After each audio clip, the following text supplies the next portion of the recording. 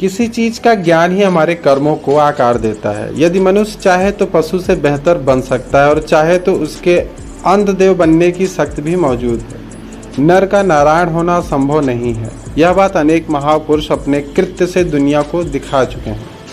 मनुष्य देव और पशु के बीचों बीच खड़ा है। एक तरह से वह उसके बीच में संधि या उनको जोड़ने की कड़ी है। यह अनुभव पग पग पर होता है कि अगर वो चाहे तो पशु से भी पशु बन सकता है, लेकिन थोड़ा ही क्यों न, यदि वह अच्छा करे तो उसके अंदर देव बनने की शक्ति भी मौजूद है। नर का नारायण होना असंभव नहीं है। यह बात अनेक महापुरुषों के कृत्य से दुनिया देख चुकी है।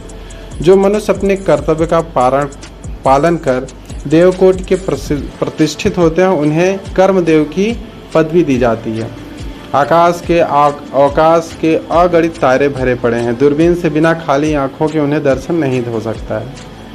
दूरबीन से भी सबके दर्शन नहीं हो सकते। हालांकि खाली आंखों से ओझल रहने वाले कुछ सूक्ष्म तारे दूरबीन के द्वारा दर्शन दे जाते हैं। जीवन भी आकाश के समान खाली प्रतीत होता है, पर यह खाली खाली प्रतीत होने वाला जीवन अनंत ठोस सिद्धांतों से भरा हुआ है। केवल बुद्धि के द्वारा उनमें ही बहुत ही थोड़े सिद्धांत ग्रहण किए जा सकते हैं। तपस्या की दूरबीन लगाने से कुछ सूक्ष्म सिद्धांत प्रकट होने लगते हैं। इस तरह का नया तत्व जो देख पाया हो उसे मंत्र दर्शन हुआ। ऐसा कह सकते हैं कि उसी को ऋषि कहते हैं। ऋषि शब्द का मूल अर्थ है मंत्र दृष्टा, मंत्र देखने वाला। यह कथा प्रसिद्ध है। विश्वामित्र की कठिन तपस्या के द्वारा गायत्री मंत्र प्राप्त किया। भगवान श्री कृष्ण की गीता के माध्यम से अर्जुन ने बहाने सारे जगत को कर्म योगी बनने, कर्म करो और फल की चिंता मत करो का उपदेश मिला।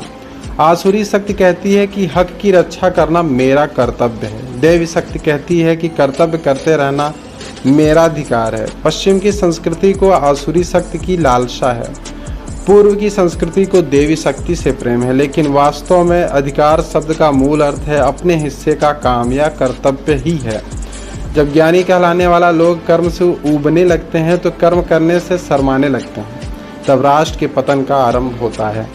यह नियम एडवर्ड गिबन ने रोम के इतिहास में लिख कर रखा है और हमारे यहाँ संतों, कवियों और आचार्यों ने यही बात पर एक स्वर से ही कही है।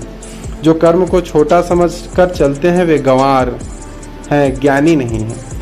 यह वाक्य तो ज्ञानियों के राजा संत ज्ञानेश्वर खुद कह गए हैं। सच तो यह है कि ज्ञान न तो कर्म से डरता है, न उसे अपने शान के खिलाफ समझता है।